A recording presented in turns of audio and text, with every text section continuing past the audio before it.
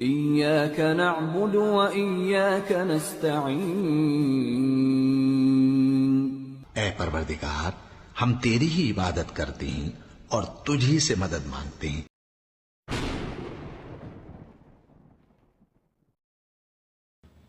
اللہ تعالیٰ فرماتے ہیں سورہ لقمان میں سورہ نمبر 31 آیت نمبر 14 میں کہ ہم نے انسانوں سے کہا ہے کہ اپنے والدین کی عزت کرے، اپنے والدین سے اچھا برتاؤ کرے، اور تمہاری ماں نے تمہیں تکلیف کے ساتھ جنم دیا، تکلیف کے ساتھ اپنی کوکھ میں رکھا اور تکلیف کے ساتھ آپ کو جنم دیا.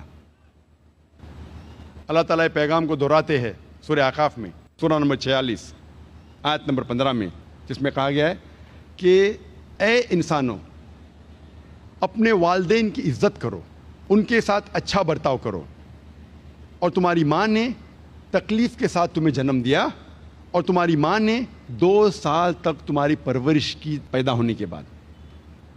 اس کے اندر ویننگ کا ذکر ہے، میں نے آپ کو دودھ پلائی.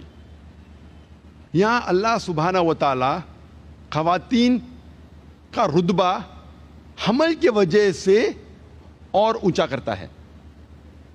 اور اکثر آپ دیکھیں گے میڈیا میں اسلام کے بارے میں غلط فہمیاں جو میڈیا پھیلا رہی ہے، اس میں ہمیشہ میڈیا یہ کہتی ہے کہ اسلام خواتین کو اپنے حقوق نہیں دیتا اور اسلام خواتین کو ذلیل کرتا ہے.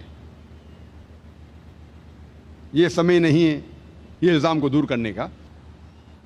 اور اس موضوع پہ میں نے تقریر کی تھی لاسٹ کانفرنس میں انگریزی میں، وومنز رائٹس ان اسلام، اسلام میں خواتین کے حقوق. اگر وہ آپ تقریر دیکھیں گے تقریباً 1.5 سے 2 گھنٹے کی ہے. اس میں صاف طریقے سے ظاہر کیا گیا ہے کہ الحمدللہ اسلام میں عورت اور مرد کا رتبہ یکساں ہے. اسلام میں عورت اور مرد کا درجہ ایک ہے، لیکن درجہ ایک ہونے کا یہ مطلب نہیں کہ سب چیزوں میں وہ یکساں ہے. Equality does not mean identicality. پوری طور پہ اگر آپ جانچ پڑتال کریں گے تو پتہ چلے گا کہ عورت اور مرد کا رتبہ جو ہے وہ برابر ہے. اللہ سبحانہ و تعالیٰ نے رتبہ دونوں کا ایک رکھا ہے، لیکن ان کے ذمہ داری علیحدہ ہے.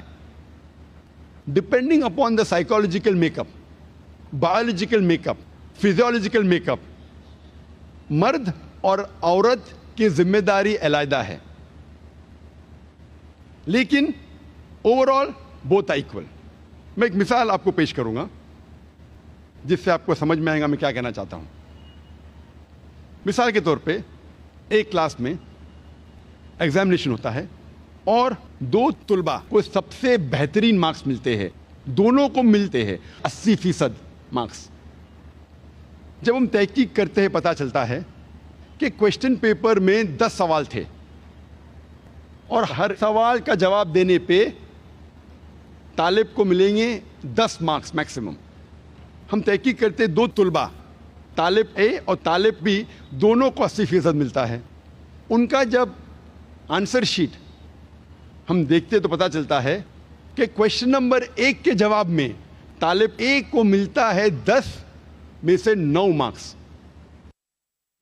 طالب بی کو ملتا ہے 10 میں سے 7 مارکس. تو آنسر نمبر 1 میں طالب اے کا رتبہ بی سے زیادہ ہے.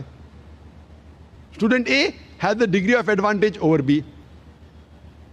سوال نمبر 2 کے جواب میں اسٹوڈنٹ بی کو ملتا ہے 10 میں سے 9 مارکس اور اسٹوڈنٹ اے کو ملتا ہے 10 میں سے 7 مارکس. تو جواب نمبر 2 میں اسٹوڈنٹ بی کا رتبہ اونچا ہے.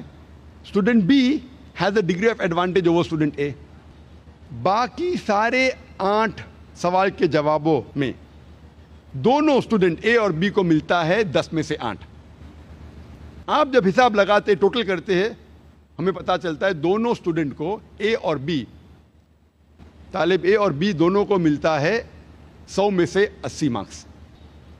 اسی طریقے سے کچھ چیزوں میں عورتوں پہ ذمہ داری زیادہ ہے، کچھ چیزوں میں مرد پہ ذمہ داری زیادہ ہے، لیکن پوری طور پہ آدمی اور مرد اسلام میں ایک ہی درجے کے ہیں.